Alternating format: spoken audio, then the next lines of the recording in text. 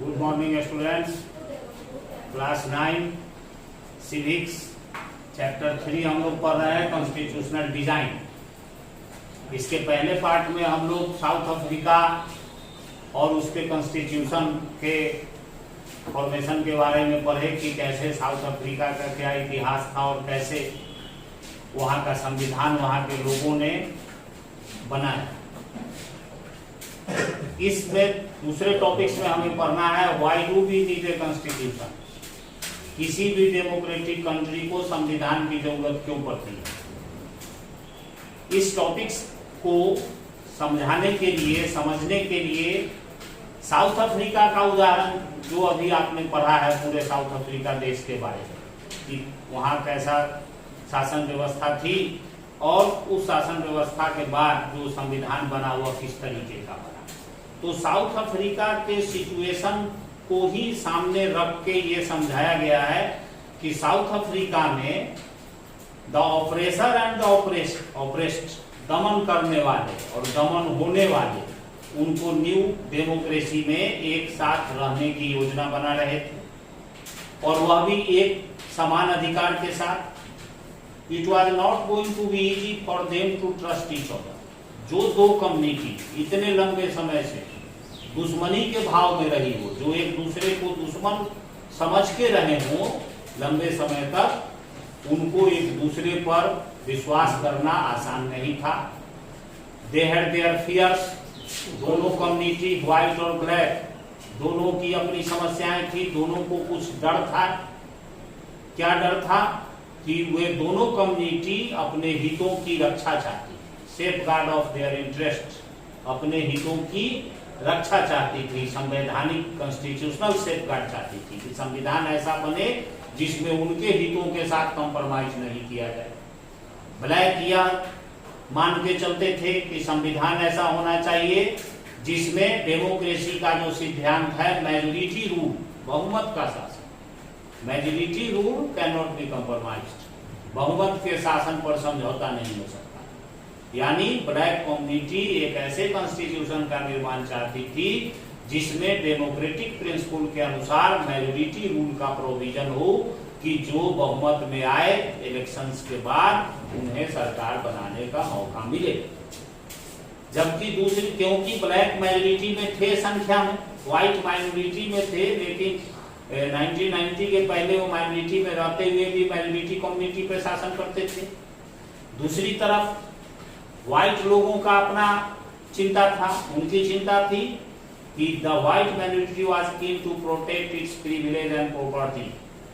White जो minority था, अल्पसंख्यक था साउथ अफ्रीका का, वह अपनी सुविधाओं, जो उनको प्रिविलेज मिले हुए थे और जो उनकी संपत्ति थी, दोनों की सुरक्षा चाहते थे। वह एक ऐसा संविधान चाहते थे जिसमें उन्हें जो पहले से सुविधाएं मिली हुई है वो समाप्त भी नहीं हो और उनकी संपत्ति को भी कोई छीन नहीं सके, ले नहीं सके। लंबे निगोशिएशंस के बाद, लंबी बातचीत हुई दोनों पक्षों के बीच और दोनों पार्टियां एक समझौते पर, एक कंप्रोमाइज पर, सहमति पर सहमत हो गए, एग्री हो गए। व्हाइट इस बात पर एग्री हुए कि प्रिंसिपल ऑफ मेजॉरिटी रूल, इस सिद्धांत पर गोरे सहमत हो गए कि हाँ, डेमोक्रेसी का जो सिद्धांत है मेजॉरिटी रूल, उसका फॉलो किया जाएगा और वन पर्सन वन वोट के थ्योरी को इंट्रोड्यूस किया जाएगा। इस पर व्हाइट सहमत हो गए। They also agreed to accept some basic rights for the poor and the workers. जो गरीब और जो मजदूर थे उनके मूलभूत अधिकारों पर भी सहमत हो गए white. The black agreed that majority rule would not be absolute।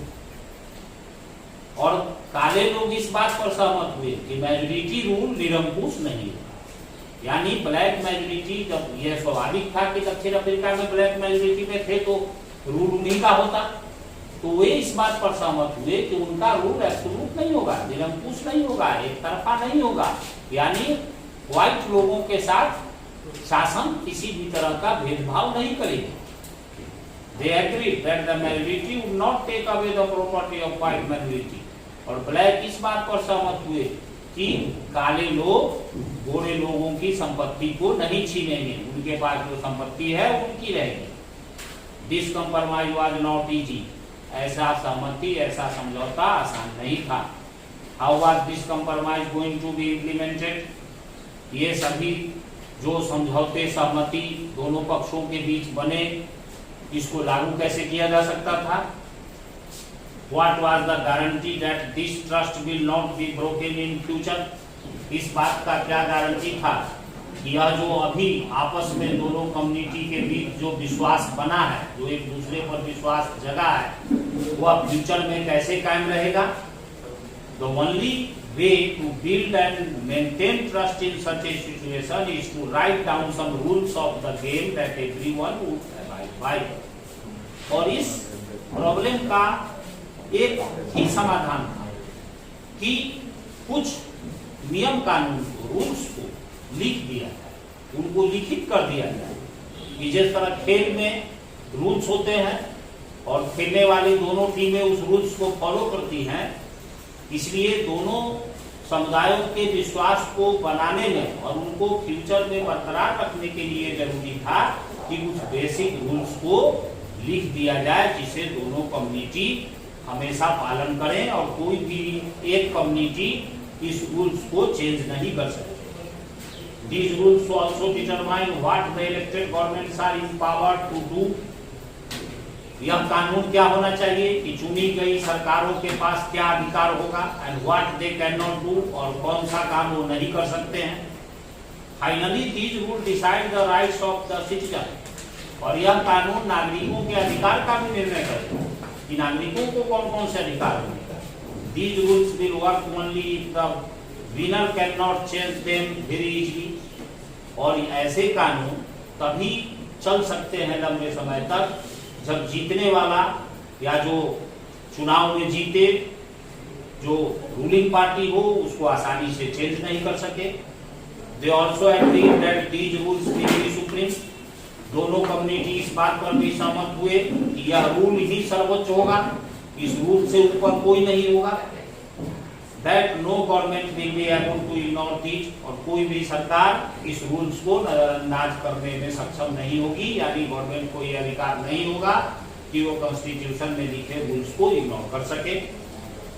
This set of basic rules is called a constitution. और मूलभूत नियमों के इसी संग्रह को, इसी कलेक्शन को संविधान कहा गया, कॉन्स्टिट्यूशन कहा गया। किसी भी देश का कॉन्स्टिट्यूशन बेसिक रूल्स का सेट ही होता है, जिस बेसिक रूल्स के द्वारा किसी भी देश में शासन व्यवस्था चलाई जाती है।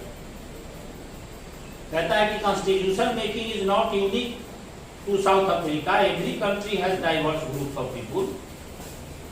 संविधान का निर्माण करना साउथ अफ्रीका में कोई यूनिक काम अकेला साउथ अफ्रीका में ही नहीं था। दुनिया के तमाम देशों में डाइवर्स पीपुल, विभिन्न तरह के लोग रहते हैं, विभिन्न जाति के, विभिन्न धर्म के, विभिन्न कल्चर के।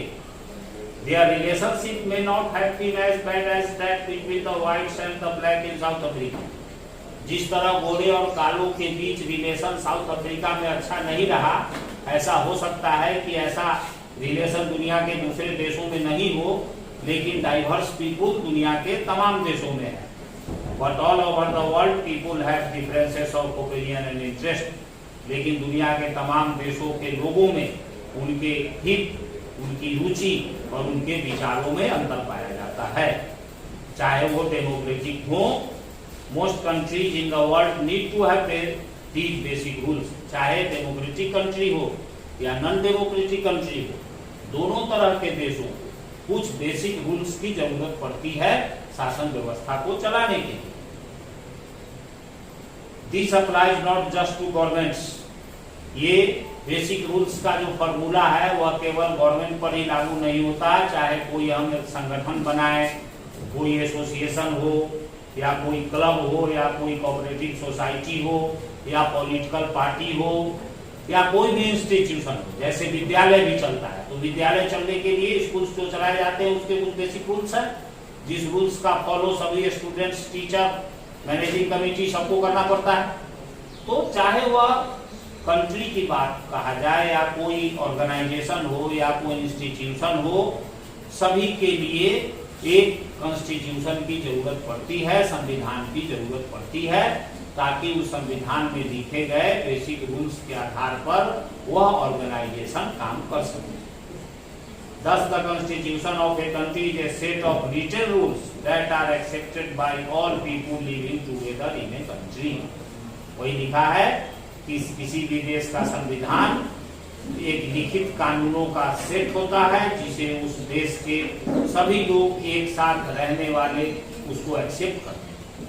Constitution is the supreme law that determines the relationship among people living in a territory called citizens and also the relationship between the people and government. संविधान सबसे सर्वोच्च कानून होता है जो किसी भी क्षेत्र में रहने वाले नागरिकों के बीच के रिलेशन को डिटरमाइन करता है, सुनिश्चित करता है, और उस देश के नागरिक और सरकार के बीच के रिलेशनशिप को भी डिटरमाइन करता है। इसके अलावा कॉन्स्टिट्यूशन की आवश्यकता क्यों है, और भी बहुत सारी चीजें हैं। पहला, it generates a degree of trust and coordination that is necessary for different kind of people to live together. विभिन्न तरह के लोगों को एक साथ रहने के लिए जो सहयोगिता और विश्वास, सहभागिता की जरूरत होती है, कॉन्स्टिट्यूशन इस बात को जनरेट करता है, इस बात को उत्पन्न करता है कि सभी लोग सद्भाव के साथ विभिन्न तरह के लोग एक देश में रह सकें। दूसरा, it specifies how the government will constitute. संविधान इस बात को प्रदर्शित करता है कि सरकारें कैसे बने, सरकार को कैसे बनाया जाएगा, फॉर्मेशन ऑफ गवर्नमेंट का रूल क्या होगा, who will have power to take which decision, और सरकार में किस व्यक्ति को कौन सा डिसीजन लेने का अधिकार होगा। ये सारी चीजें भी संविधान के द्वारा ही सुनिश्चित की जा सकती है, इसलिए संविधान जरूरी है। तीसरा, it lays down limits on the powers of the government. संविधान सरकार के पावर को सीमित करता है, लिमिटेशन ऑफ पावर। असीमित अधिकार कभी भी किसी भी देश के लिए अच्छे नहीं होते हैं। तो गवर्नमेंट को कॉन्स्टिट्यूशन इनॉर्मस पावर नहीं देता, बल्कि लिमिट्स ऑफ पावर की सीमाएं तय करता है। And tells us what the rights of the citizen are, और संविधान यह भी बताता है कि नागरिकों के अधिकार क्या है, इसलिए कॉन्स्टिट्यूशन जरूरी है। चौथा, it expresses the aspiration of the people about creating a good society, और संविधान लोगों की आकांक्षा को भी प्रदर्शित करता है कि संविधान अपने उस देश के नागरिक किस तरह के समाज का फॉर्मेशन करना चाहते हैं, कैसा देश बनाना चाहते हैं, उनकी एस्पिरेशन क्या है, उनकी आकांक्षाएं क्या है, इन बात को भी संविधान सुनिश्चित करता है। All countries that have constitution are not necessarily democratic. सभी देश जिनके पास संविधान है, ये कोई जरूरी नहीं है कि वो डेमोक्रेटिक हुई हो। नॉन डेमोक्रेटिक कंट्री में भी कॉन्स्टिट्यूशन होता है। कोई भी गवर्नमेंट, अभी आप ऊपर पढ़े हैं कि गवर्नमेंट हो, इंस्टीट्यूशन हो, ऑर्गेनाइजेशन हो, किसी को भी चलाने के लिए, किसी भी तरह का संस्था को चलाने के लिए बेसिक रूल्स की जरूरत पड़ती है। तो इसीलिए चाहे वह अनडेमोक्रेटिक कंट्री हो या डेमोक्रेटिक कंट्री हो, सरकारें तो चलनी है, और जब सरकारें चलनी है तो उनके लिए कॉन्स्टिट्यूशन की जरूरत है। इसीलिए संविधान सभी देश में होता है, चाहे वह डेमोक्रेटिक हो या अनडेमोक्रेटिक हो। लेकिन जो डेमोक्रेटिक कंट्री है वहां के लिए तो संविधान सबसे ज्यादा जरूरी होता है, क्योंकि डेमोक्रेटिक कंट्री में किसी पार्टिकुलर एक व्यक्ति का शासन नहीं चलता है, बल्कि लोगों की इच्छा से रिप्रेजेंटेटिव चुने जाते हैं। इसलिए डेमोक्रेटिक कंट्री के लिए संविधान होना काफी जरूरी है। After the War of Independence against Great Britain, the Americans gave themselves a constitution. After the Revolution, the French people approved the democratic constitution.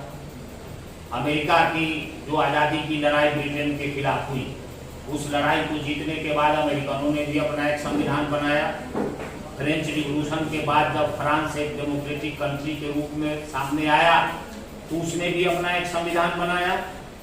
और जितने भी डेमोक्रेटिक कंट्री हैं हमारे देश में, हमारे इस पूरे दुनिया में, उन सभी देशों का अपना एक कॉन्स्टिट्यूशन है।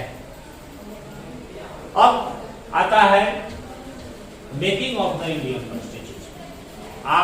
हम सबको ही जानते हैं कि भारत एक डेमोक्रेटिक कंट्री है। और भारत 1950 में एक डेमोक्रेटिक कंट्री के रूप में दुनिया के सामने आया, जब देश का अपना संविधान बन के तैयार होके 26 जनवरी 1950 को पूरे देश में लागू हुआ। उस दिन से हमारा इंडिया एक डेमोक्रेटिक रिपब्लिक कंट्री बना। आजादी 1947 में मिली। बीच का 2-2.5 साल का जो समय था वह संविधान बनाने में लगा। कैसे भारत का संविधान बनाया गया, उसके फॉर्मेशन के प्रोसेस को इसमें पढ़ना है, making of the Indian constitution. South Africa की तरह भारत का संविधान भी बहुत कठिन परिस्थितियों में, टिपिकल सर्कमस्टेंसेस में बना है। कठिन परिस्थितियां क्या थी कि भारत एक ह्यूज और डाइवर्स कंट्री था, जहां सब लोगों को एक्सेप्टेबल, सभी लोग एक्सेप्ट कर लें, ऐसा संविधान बनाना आसान नहीं था। उस समय भारत एक status of subjects to that of citizen, भारत के नागरिक जो प्रजा था, सब्जेक्ट्स, यहाँ सब्जेक्ट्स का मतलब प्रजा होता है, राजा और प्रजा। अंग्रेज राजा थे और हम भारतीय उनके प्रजा, सब्जेक्ट्स। यहाँ सब्जेक्ट्स का मतलब विषय नहीं है, प्रजा।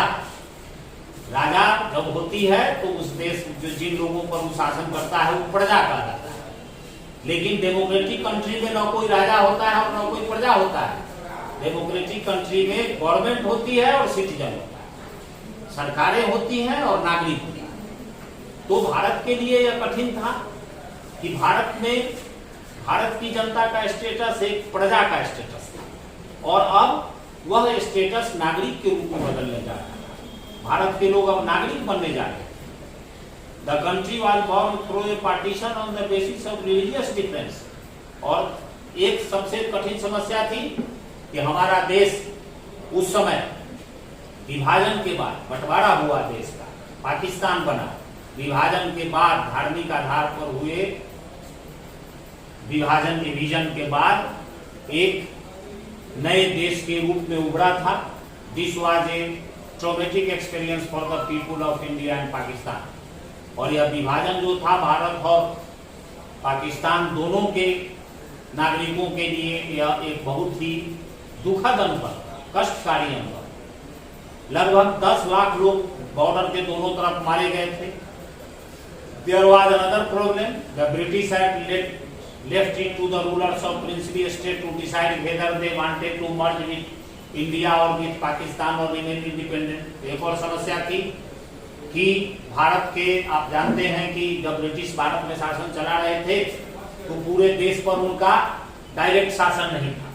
भारत के बहुत सारे क्षेत्रों पर लोकल राजा महाराजा और नवाब के द्वारा शासन चलाया जा रहा था। और ये जो राजा महाराजा और नवाबों के शासन वाले जो क्षेत्र थे उनको प्रिंसली स्टेट, देशी रियासत के नाम से जाना जाता। और जब देश आजाद हुआ तो ब्रिटिश गवर्नमेंट ने जो ब्रिटिश कंट्रोल्ड एरिया था वो तो भारत के नेताओं के हवाले कर दिया, लेकिन जो ये प्रिंसली स्टेट थे जिनकी संख्या लगभग 600 के आसपास थी, और ये 600 प्रिंसली स्टेट्स के राजाओं और नवाबों को ये अधिकार दिया गया था कि वो अपने क्षेत्र को भारत या पाकिस्तान में मिला सकते हैं या अपने क्षेत्र को इंडिपेंडेंट भी रख सकते। ये एक अलग प्रॉब्लम था कि भारत के सीमा में रहने वाले अनेक प्रिंसली स्टेट को मना करके भारत के साथ मिलाना था। ये सारे डिफरेंट कंडीशन भारत के संविधान बनाने वालों के सामने थे। लेकिन और ये भी था कि the makers of constitution and exceed about the presence and the future of country.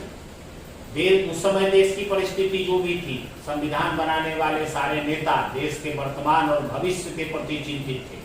देश का फ्यूचर कैसा होगा, ऐसी परिस्थिति में संविधान बनाने का काम भारत में शुरू हुआ।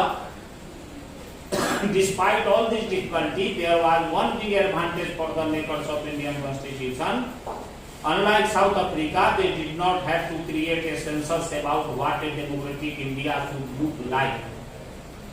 साउथ अफ्रीका की तरह भारत के लोगों को डेमोक्रेटिक देश कैसा होना चाहिए इसके बारे में ज्यादा जागरूक करने की जरूरत नहीं थी, क्योंकि फ्रीडम स्ट्रगल हमारे देश के लोगों ने लड़ा था, आजादी की लड़ाई लड़ी थी। और आजादी की लड़ाई लड़ने के दरमियान ही भारत के लोगों में यूनिटी, नेशनलिटी, एकता और राष्ट्रवाद की भावना उनके अंदर आ गई और ये इमोशन उनको लाने की जरूरत नहीं थी। तो चूंकि भारत के लोग लोकतंत्र, राष्ट्रवाद, नेशनल यूनिटी, इन सब चीजों से वाकिफ थे, इसलिए भारत के नेताओं के लिए संविधान बनाना ज्यादा कठिन नहीं था। It was also a struggle to there were sharp differences of opinion within the freedom struggle about the path India should take after independence. लेकिन जितने भी देश के नेता थे, आजादी के बाद भारत कैसा होना चाहिए, इसके बारे में बहुत ही मतभेद था, बहुत ही तीव्र मतभेद था नेताओं के बीच। और उन सारे मतभेदों को कैसे रिसॉल्व किया गया? सबसे पहले भारत में साइमन कमीशन 1927 में आया था। उसके बाद मोतीलाल नेहरू और 8 दूसरे कांग्रेस के लीडरों ने मिल करके 1931 में भारत का एक संविधान का ड्राफ्ट बनाया था। सबसे पहले Motilal Nehru, father of mister Jawaharlal Nehru, और कांग्रेस के कराची सेशन में, कराची अभी पाकिस्तान में चला गया, कराची में उस समय कांग्रेस का जो अधिवेशन हुआ था उसमें इस संविधान को रखा गया। Both how independent India's constitution should look like, both these documents were committed to the inclusion of universal adult franchisee, right to freedom and equality and protecting the rights of minority in the constitution of independence. ये दोनों मोतीलाल नेहरू और कांग्रेस के कराची अधिवेशन में जो 2 documents तैयार किए गए कॉन्स्टिट्यूशन का, दोनों डॉक्यूमेंट्स में ये कहा गया कि एडल्ट, यूनिवर्सल एडल्ट फ्रेंचाइजी दिया जाएगा, वयस्क मताधिकार, देश के सभी लोगों को वोट डालने का अधिकार होगा, राइट टू फ्रीडम और इक्वलिटी होगी, स्वतंत्रता और समानता का अधिकार होगा, और अल्पसंख्यकों के अधिकारों की रक्षा की जाएगी। और ये कुछ बेसिक वैल्यूज तय किए गए कि संविधान जो भी होगा उसमें ये सारी चीजें जरूर रहेगी, वयस्क मताधिकार, right to freedom, right to equality और protecting the right of minority. ये मूलभूत वैल्यू सिद्धांत को लेकर के कॉन्स्टिट्यूएंट असेंबली का गठन किया। संविधान सभा, भारत का संविधान किसी एक व्यक्ति ने नहीं बनाया है, बल्कि कई व्यक्तियों के समूहों ने मिलकर इस कॉन्स्टिट्यूशन का फॉर्मेशन किया। और यह जो एक ऑर्गेनाइजेशन, संगठन बना था संविधान बनाने के लिए, उसी को हम कॉन्स्टिट्यूएंट असेंबली कहते हैं। हाँ, तो हम लोग कॉन्स्टिट्यूएंट असेंबली के बारे में पढ़ रहे थे कि हमारे देश का संविधान बनाने के लिए एक संविधान सभा का गठन किया गया था, जिस संविधान सभा को कॉन्स्टिट्यूएंट असेंबली के नाम से जाना जाता है, और वही संविधान सभा भारत के संविधान को बनाई। जहां तक अनुभव और एक्सपीरियंस का सवाल है, तो भारत के लोगों या भारत के नेताओं के पास डेमोक्रेटिक थ्योरी का या डेमोक्रेटिक तौर तरीके का एक्सपीरियंस सीमित मात्रा में ही सही पहले मिल चुका था। 1937 में ब्रिटिश सरकार ने राज्यों के विधानसभाओं के गठन के लिए, प्रोविंशियल लेजिस्लेचर के लिए इलेक्शंस कराए थे पूरे देश में, और उसमें कांग्रेस पार्टी, भारत की मुस्लिम लीग, ये सब भी भाग ली थी। और लेकिन उसमें यूनिवर्सल एडल्ट फ्रेंचाइजी का पालन नहीं किया गया था। सभी वयस्क लोगों को मताधिकार नहीं दिया गया था, कुछ गिने चुने लोगों को वोटिंग राइट दिए गए, और उस वोटिंग राइट के आधार पर ही प्रोविंशियल इलेक्शंस हुए थे और प्रोविंसों में सरकारें बनी थी।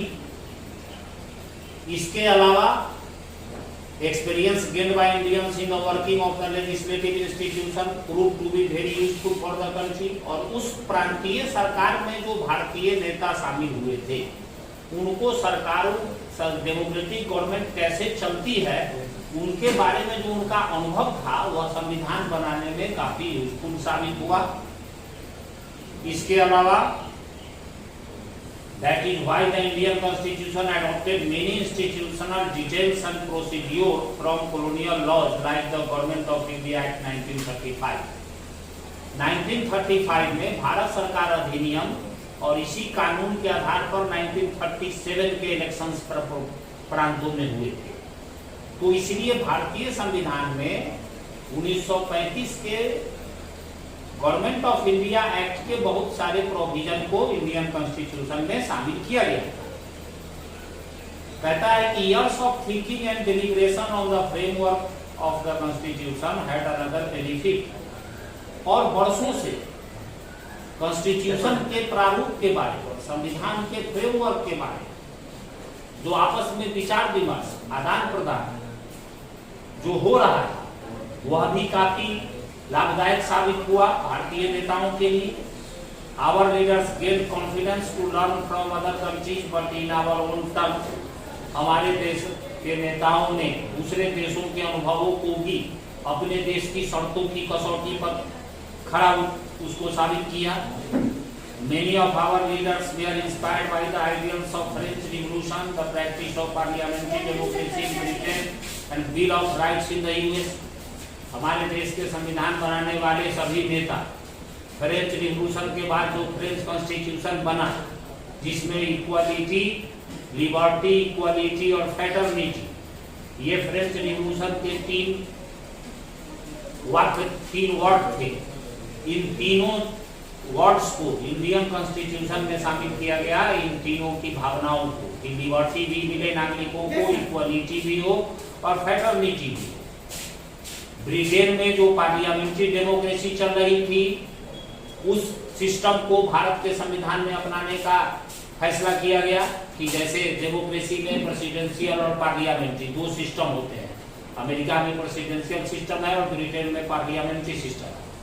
प्रेसिडेंशियल सिस्टम में देश के हेड राष्ट्रपति होते हैं और पार्लियामेंट्री सिस्टम में देश के हेड प्राइम मिनिस्टर, प्रधानमंत्री होते हैं। तो हमारा देश ब्रिटेन की तर्ज पर पार्लियामेंट्री सिस्टम का कॉन्स्टिट्यूशन बनाया गया और नागरिकों के अधिकार के बारे में बिल ऑफ राइट्स यूएस के कॉन्स्टिट्यूशन में, अमेरिका के कॉन्स्टिट्यूशन में जो नागरिकों को अधिकार दिए गए थे, उस चीज को भी हमारे संविधान में शामिल किया गया। Yet they were not simply initiated what they have done. ऐसा नहीं था कि उसको जैसे के तैसा हमारे देश में संविधान में शामिल कर लिया गया, बल्कि हमारे देश के परिस्थितियों के अनुसार जो चीज सूटेबल लगा, हमने हमारा संविधान मूल रूप से ब्रिटेन के संविधान पर आधारित है। इसके अलावा अमेरिका का संविधान, फ्रांस का संविधान, आयरलैंड का कॉन्स्टिट्यूशन, साउथ अफ्रीका का कॉन्स्टिट्यूशन, रसिया का कॉन्स्टिट्यूशन, सभी कॉन्स्टिट्यूशंस में जो डेमोक्रेटिक से रिलेटेड सूटेबल थ्योरी थी, जो हमारे देश के लिए सूट कर सकती थी, हमारे देश के लिए जो लायक था, वो सभी इन तमाम देशों के संविधान का अध्ययन करके भारत के संविधान को बनाया गया है, भारत के संविधान का फॉर्मेशन किया गया।